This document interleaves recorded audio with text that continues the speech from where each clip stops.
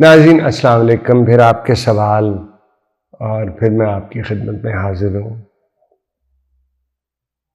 आपको टेस्ट करने के लिए, आपके सब्र और तहम्मुल को।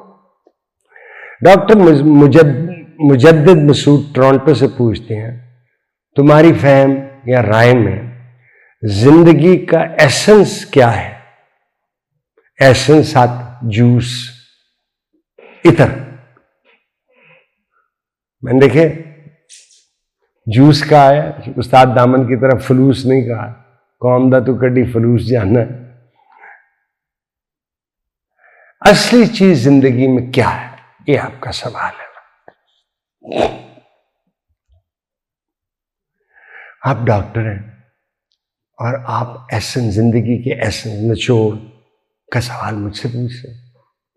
मुझे ये नहीं पता कि आप डॉक्टर इंसानी मर्जों के हैं या पीएचडी हैं।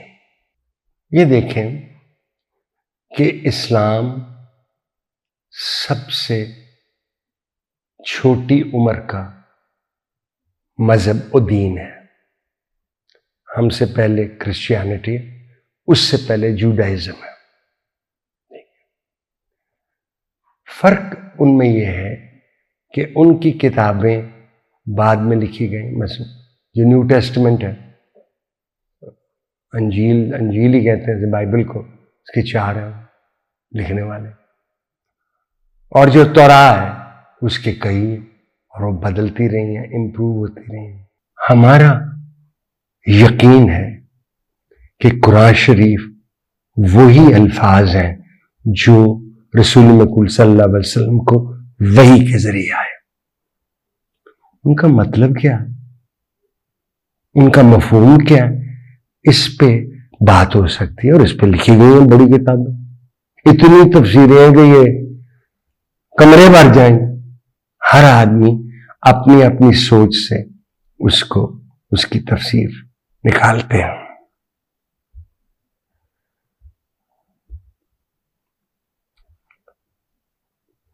एक मैं आपसे अर्ज कर दूं, जो आपको डॉक्टर है, आपको यकीन पता होगा,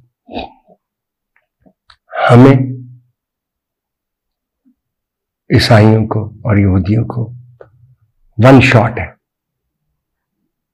हम पैदा होंगे, हमसे पूछा नहीं गया, कब कहां किसके घर पूछा नहीं गया, हमारी जिन्स क्या होगी पूछा नहीं गया, मर्द होंगे या औरत होंगे या बेदरमियान में होंगे पूछा नहीं गया। हम पैदा हो जाते हैं।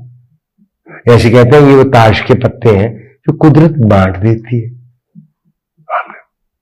लेकिन हमें चांस एक है। हिंदुओं का जो अकीदा है उसमें वो बार बार आते हैं।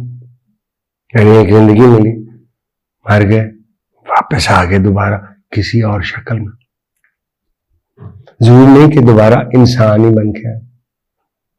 जब तक वो बेहतरीन जिंदगी नहीं गुजारेंगे, वो ऐसे आते जाते रहेंगे। जो फिरौन थे इजिप्ट के, वो इससे आगे थे। उनको यकीन था कि उन्हें खुद ही आना वापस इसी हालत में।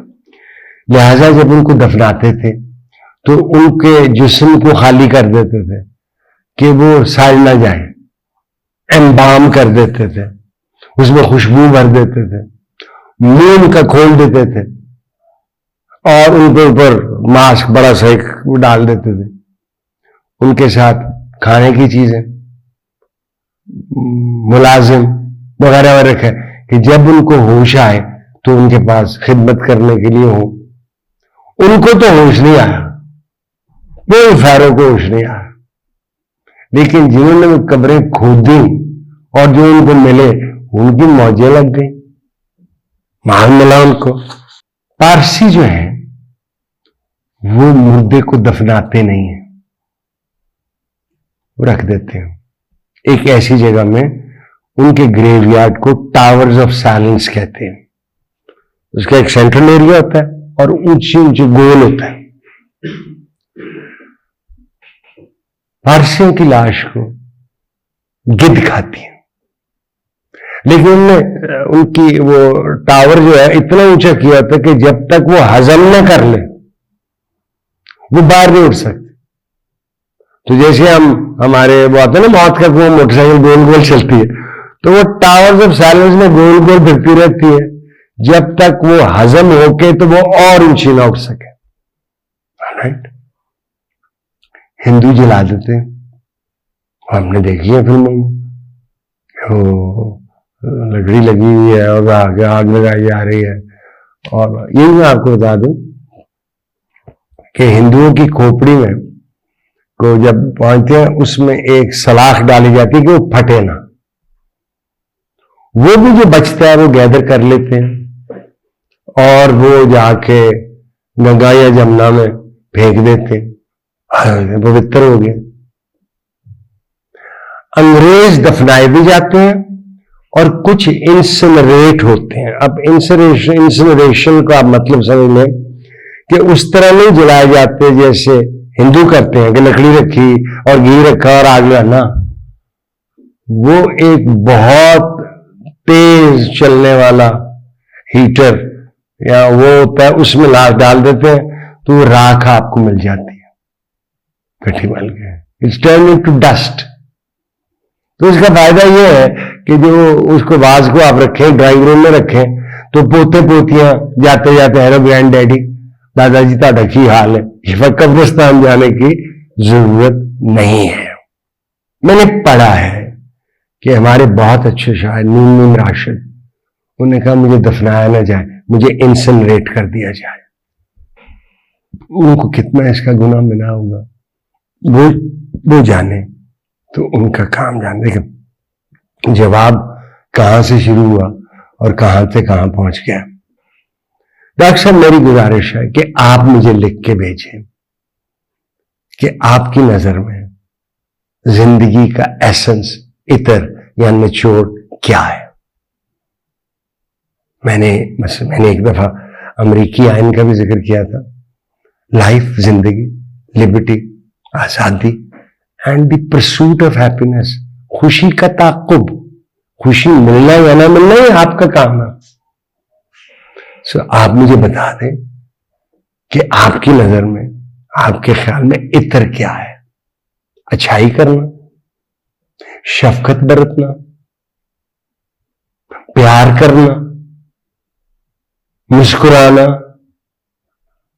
कि खुशी की तलाश में रहना।